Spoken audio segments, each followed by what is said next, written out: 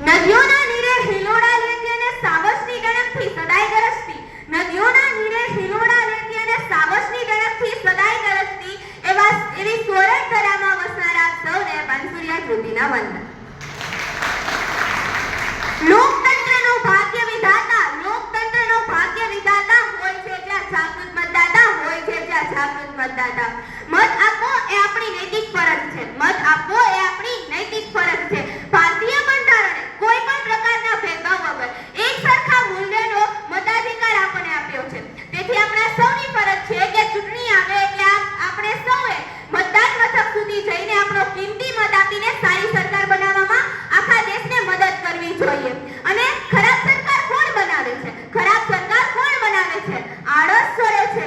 આટલી મોટી લાઈન છે, હું એક મત નહીં આપું તો શું ફરક પડી જવાનો? હવે વિચાર તો કરો કે જો આવું આખો દેશ વિચારશે તો શું થશે આપણી લોકશાહીનું? ભારત એ વિશ્વની સૌથી મોટી લોકશાહી ધરાવતો દેશ છે. ભારત એ વિશ્વની સૌથી મોટી લોકશાહી ધરાવતો દેશ છે. તો શું આપણી આ લોકશાહીને અખંડ જાળવી રાખવી એ આપણા સૌની ફરજ નથી? એ આપણા સૌની ફરજ નથી? આખી ગુજરાતની થાળી પીરસી છે, પરંતુ જો 32 ઇંચ નહીં હોય તો ચાલશે?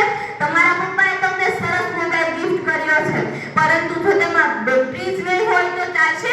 તમારા મમ્મીએ સરસ વાનગી બનાવી છે, પરંતુ જો તેમાં નમક જ નહીં હોય તો ચાલશે?